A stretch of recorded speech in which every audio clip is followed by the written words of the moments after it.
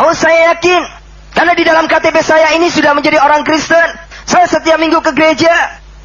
Saya setiap kali mengikuti persekutuan. Dan berbagai banyak hal sudah saya lakukan. Tapi Tuhan akan tanya, mana bukti kekristenanmu? Karena banyak manusia di akhir zaman ini mau melakukan pekerjaan Tuhan, tapi tidak mau melakukan rencana Tuhan. Banyak. Ini ada satu perbedaan, melakukan pekerjaan Tuhan dengan melakukan rencana Tuhan. Hidup manusia ini lebih banyak melakukan pekerjaan Tuhan. Ke gereja, memimpin dalam misi pekerjaan Tuhan. Tapi sekarang yang menjadi pertanyaan, mampukah satu pekerjaan Tuhan ini kita mau mengerti setiap apa yang menjadi rencana Tuhan dalam kehidupan kita? Yang menjadi pertanyaan kita saat ini, kita mau menjadi umat Tuhan atau mau menjadi murid Tuhan?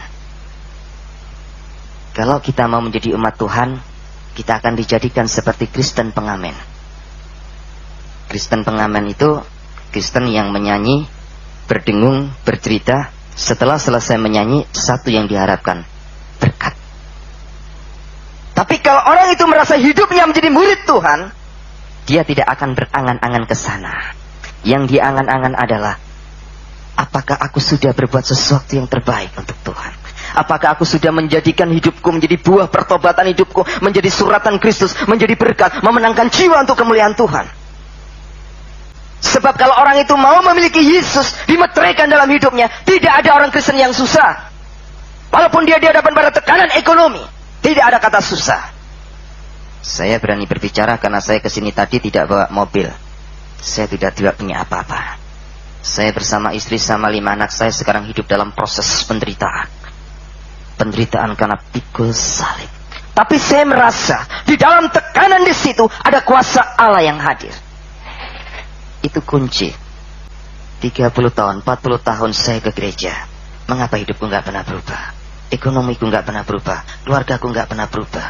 Mengapa Tuhan? Doa sudah aku jalankan. FA sudah aku ikuti. Dengan segala cara aku ikuti. Puasa aku ikuti. Tapi mengapa sampai detik ini hidupku hanya begini Tuhan? Aku melihat tetangga sebelahku Tuhan. Hidupnya yang nggak karu-karuan. Makan, minum. Yang tidak pernah mau mengenal nama Tuhan. Tapi mengapa mereka bisa hidup enak Tuhan? Karena Tuhan memiliki 2 sifat dalam hidupnya. Maha Ar-Rahman, Maha Ar-Rahim. Itu sifat Tuhan. Maha Ar-Rahmannya Tuhan diberikan kepada seluruh umat manusia. Tidak peduli itu agama apa saja, tidak peduli kode orang jahat macam apa. Tapi Maha Rahimnya Allah hanya diberikan kepada orang-orang yang dipilih. Yang menjadi pertanyaan, kalau ada orang Kristen yang sudah 38 tahun hidup dalam kesusahan dan tidak akan pernah ada satu perubahan, kita akan tanya dalam hati kita, kenapa? Kita nggak usah tanya kepada Tuhan, kenapa Tuhan kok saya bisa begini? Tapi hati kita sendiri, ada apa? Saya khawatir ada apa-apa. Kalau kita akan bertanya ada apa Tuhan, pasti ada apa-apanya. Pasti. Saya masih banyak melihat orang-orang Kristen yang hidup dalam kesusahan. Ekonomi susah. Saya mulai berpikir, mana janji Tuhan? Padahal janji Tuhan itu ya dan amin. Itu janji Tuhan. Aku tidak akan membiarkan anak cucuku hidup sebagai pengemis. Itu janji Tuhan. Iya dan amin. Benar. Berarti kalau ada orang Kristen yang hidupnya masih jadi pengamen dan pengemis, kita akan pertanyakan kekristenannya. Benar nggak dia murid Yesus? Ataukah hanya dia sekedar mengaku?